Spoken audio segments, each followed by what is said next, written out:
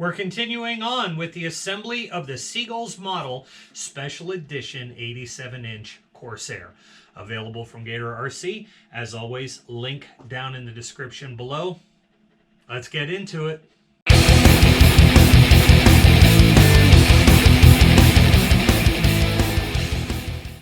And if you never need to get back in there, that is very easy just to cut off and open it back up. All right, so check it out. We got to get our fuel pump installed. This is the Hacker V2. Radial engines, the carbs just aren't good enough to supply them with adequate fuel. So I use this fuel pump, works really well. It comes down to where do we have space to mount it. I would like to keep this here. I don't know if I'm going to be able to keep it centered or have to go off to the side and put my batteries there. We'll see, but I also need room for my ArSmoothFlite gyro and this, so we got to get creative. So this thing I am going to mount this way, and I want it so I can access it. I'll be able to pop it down out of those clips, but I want to put that up in the nose. So I made a plywood plate just as wide as the body right there, and there is a lip in here where this can go all the way through, and you can either epoxy that or you could screw it. I'm going to screw it. Let me show you how I do that. So we're going to take that out. I'm going to mount you guys. Sorry, I'm going to mount you right back there.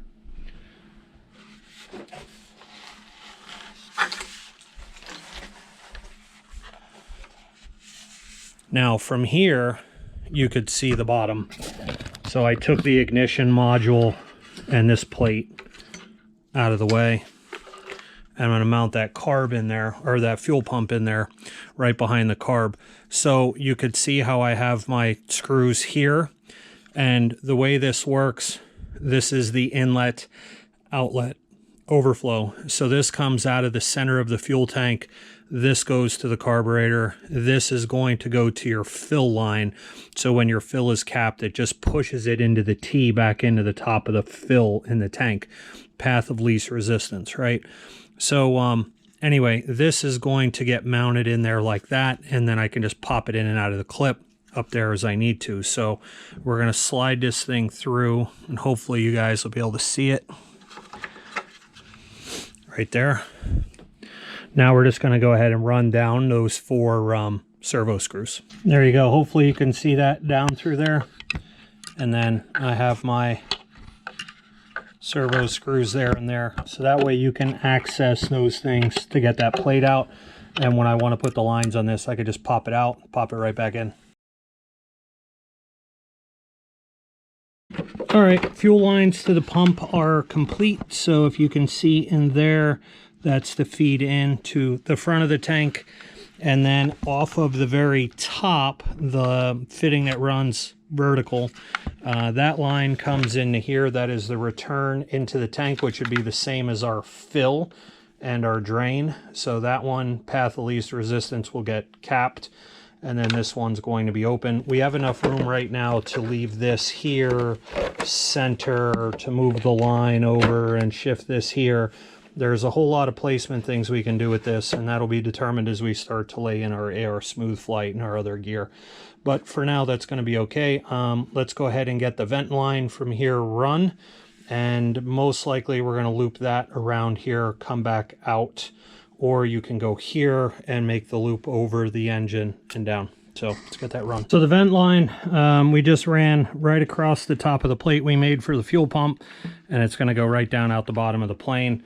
So I'm going to make my loop here, and the reason I didn't run it out the firewall, let me pop you off, sorry for the noise.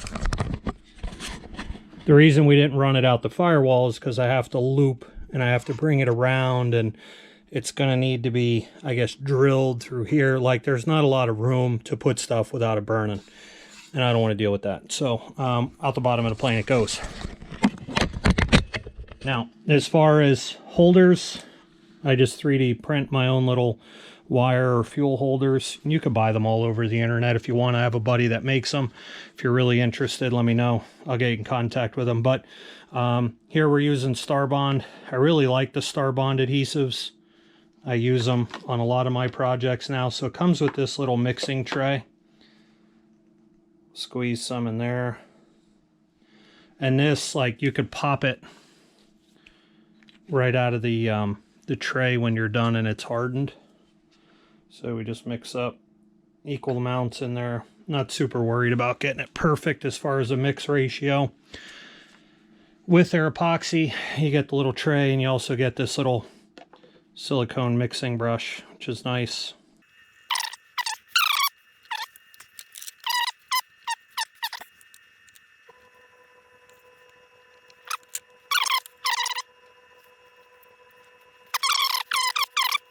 For the fuel tank install, I often get questions, hey, what's this for in models, foam models, whatever. This is just an anti-skid or anti-slip foamy rubber. This stuff goes between your tank or your battery, if you will, in an electric, and the wood surface, the mounting surface, that will get set right over the top. And now we're going to strap it in with these rubber backed Velcro straps, so that won't allow the tank to slide on the top or the bottom. So I was going to spin you around here.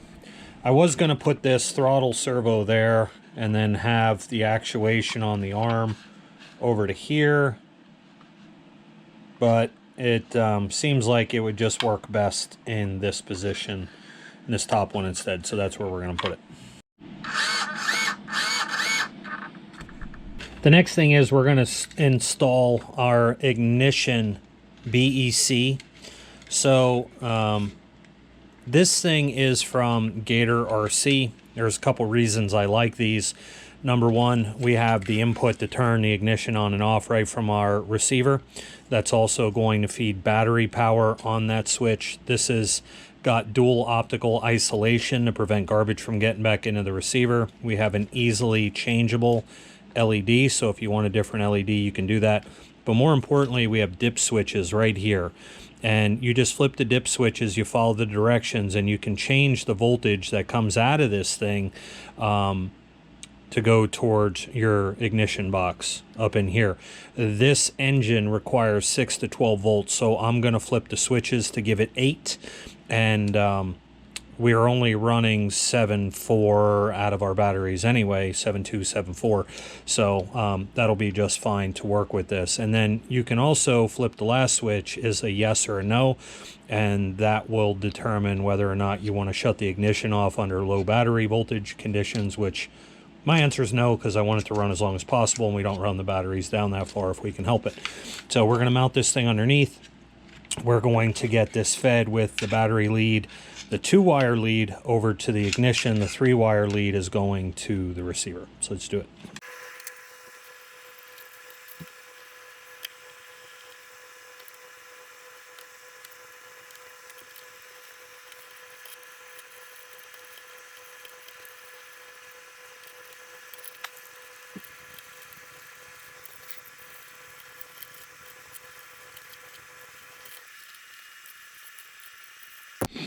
All right, so let's talk about something else I'm going to do to this engine besides the fuel pump. We are going to replace the prop ignition hub with a CH ignitions hub. And the reason for this is that when you're first starting this engine, anything below 300 RPM, it fires all the cylinders at the same time because it can't pick up which one is first. Once this thing is above 300 RPM and it's running, then it fires in the correct order, which I believe was like 1, 3, 2, something like that. So what is recommended through CH Ignitions is you change this out, because the ignition timing is different between 3 and 2 on here, and I'm not exactly sure which one is which, but they said one of them is more advanced even than the other one. So you can almost see that these are relatively different right there. So that one is further from the timing pin, that one is further away, that one is more this direction. So that looks like it's definitely more balanced out to me, which would seem to make sense that this would run better. So I'm going to assume that that's 1, 3, and 2. In order to do this, what we have to do anyway is we got to pull this pin out, and that's just an Allen head driver.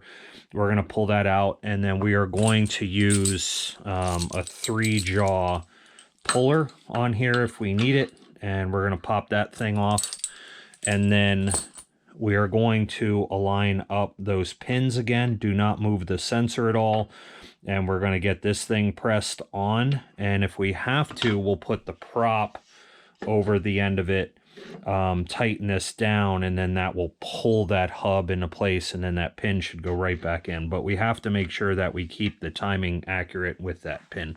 So let's get to it.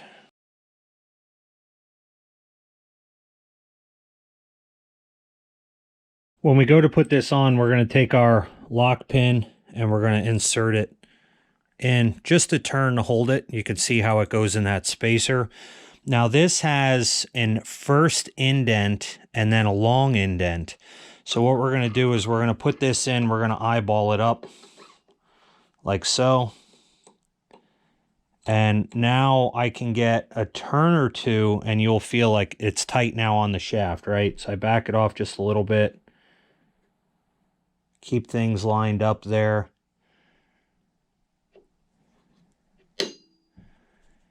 And now you'll feel where like that thing threads in a couple more turns and like it doesn't go anymore.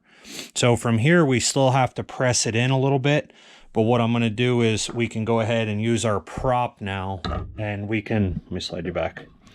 We can go ahead and I'm going to have to drill this out, I think, a little bit, but we'll tighten that up against there. And then you don't want to hammer on this because you'll drive all the pieces backwards. So drill this thing out and then use a compression. They want you to use a plastic propeller. I don't have any plastic propellers. I guess you can use spacers or something. But I'm not worried about the amount of force. It doesn't have to go far. So let's go ahead, drill this out a little bit, and then we're going to put this on, tighten it up.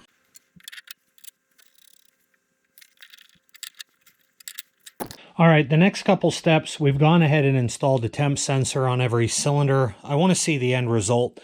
I think everybody says like cylinder number 1 starves for fuel, so we did the fuel pump and the prop hub. I'll just be curious to see what the results are. But all we did is we put in the sensors, laid them in there. They're Jeti telemetry sensors, and I just run a little bit of high temp silicone right over that fin so they sit right in there against that cylinder. Next thing we're going to do is dielectric grease. We're going to get the plugs all put on here. I always take a little bit of dielectric grease. This helps to get all your boots off, your plugs, wires off later, and is also an isolator, so it helps to prevent high voltage leaking out past the boots and stuff. So just something I've always done, even in the automotive industry, and it works well. But mainly it's going to help me to get these things back off later again. So there's that. Let's get these buttoned up.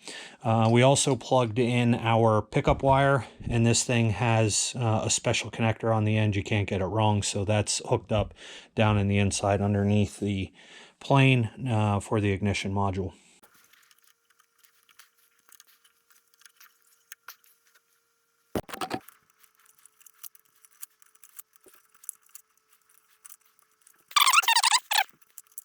So here is our engine ready to get our cowl. This is going to be the crankcase drain. So that thing will come out the bottom. This is our oil injection. Now this engine, they recommend that you put in 20 to 30 cc's of oil as you're turning it over for the first start of the day. I guess it's to keep all the bearings in there that they had issues with lubricated. So we're going to see how that works. And then obviously we'll cap that, but it'll be hidden behind the cowl. Up here in the top, got both of our receivers tucked in there. We have, this is going to be our tank fill, batteries, fuel tank, fuel pumps down in the inside in there. And then we have our harnesses for our connections and then the rest of our wiring going all over the place. So what we're going to do is probably put some loom around this stuff just to tidy that up a tad. But otherwise, all of this is complete, and we're going to wrap up the cowl. All right, we're about ready to mount on the cowl. A couple things that I do want to cover with you guys. The choke. This engine does not have a choke. That is accomplished by a butterfly. What this has is a screw you stick in the air bleed port that's right in the inside of the throttle lever in there. So what I'm going to do is we're going to drill a perfectly aligned hole right through the center of this, in through there, that will lead all the way into that. Now, my anticipation is I'm never going to need this because I have the fuel pump to suck out fuel and force it to the carb a couple hand flips, and we should be good to start. So it does sit back in there a little bit. The Kelly O-ring's in the way, but I think we're going to drill the hole, go through there, drill a hole in the cowl, and we should have long enough room to supply a choke. Okay, now prop drive. So this thing here, then we can mount. We have just enough space there. We're going to put in our nut all the way in like so, and then we could thread this thing in there. That'll wedge, and we have just enough space to go ahead and put our hub. So that'll look pretty good on the front. But for now, just about everything else is done. Most of the SmoothFlite programming is done. Lights are done. Gear and stuff is done. We do have baffles to put in the cowl, and but we got to get the cowl mounted first. So let's get to it.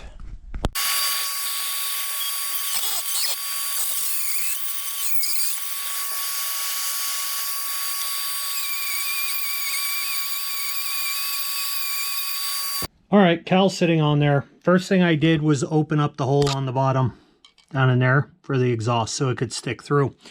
Normally then I'll take an index card, tape it to the fuse, have it lay over the blind nuts, poke a hole through it, flip it back, mount the cowl, flip it back forward, and then I could poke a hole right where it's supposed to be.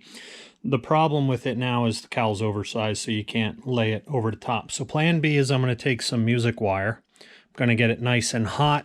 We'll pull the prop off of here, and I'm going to go ahead and do one hole at a time so I can use that for some strength and guidance. I'm going to burn a hole through it. I'm going to then put a bolt, tighten it down, and then that'll allow me to finagle the rest which way I want it, up, down, back and forth, whatever. It is pretty close right now by eyeballing it. And just remember, the engine is set up for right thrust, so you can't make this thing perfectly straight down with the shaft. It almost has to be off to the side of it a little bit. Otherwise, your nose is going to look crooked, so we don't want that. But everything eyeballs right now pretty good. Let's get to heating and burning a hole.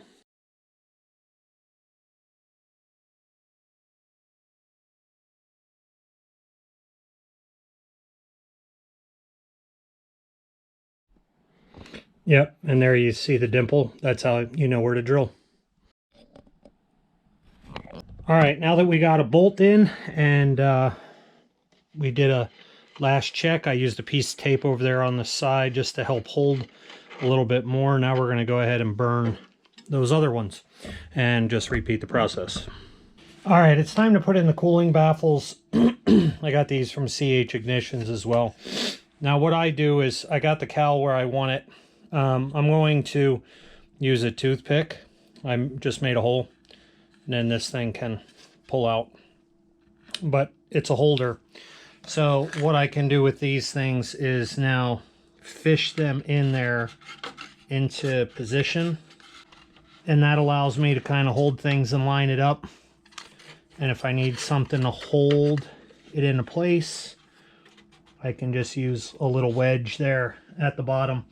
And what I'm going to do is just use some 5-minute Hysol in there just because of the applicator, and I'm going to tack that down along the bottoms, and then that will allow all that stuff to kind of cure in place exactly where it needs to be, and I can then pull it out once it's somewhat cured and then just go through and do a second coat. So that's what we're doing. Here you can see my little rod drilled through the side, and it goes right in through the middle of the throttle lever. That's your choke. So if needed, I have it. Now, one of the other things that I'll do to prevent those holes from rounding out from vibration is I use these sleeved inserts, and I insert from the back side, put just a drop of thick CA on that before you fully push it through. Let it sit, and then I just cut those off or melt them off, whatever you want to do. But just make sure that they're the right size for whatever bolts you're going to use.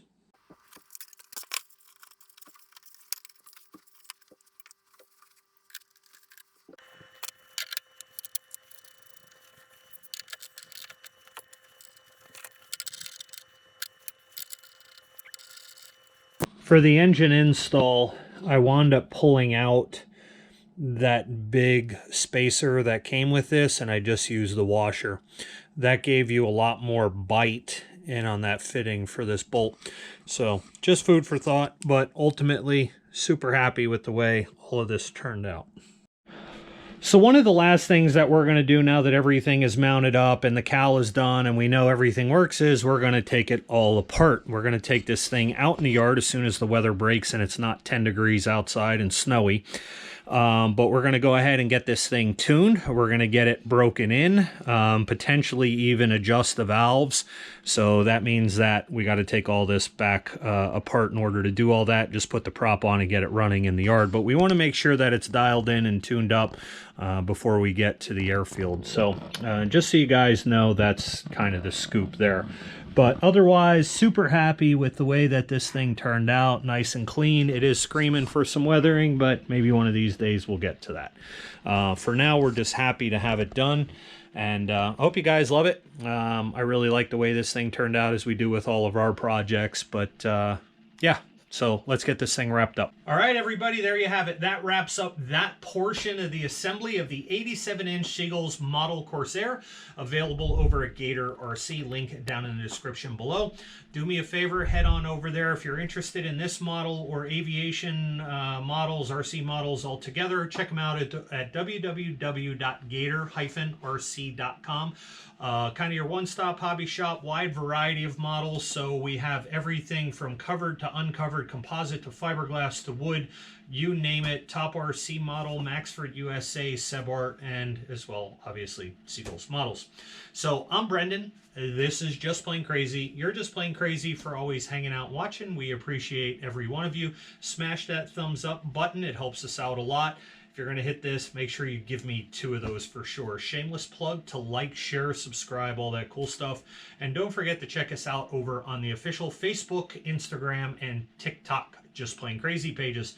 So with that being said, until the next episode, I wish you guys happy flights. Peace out.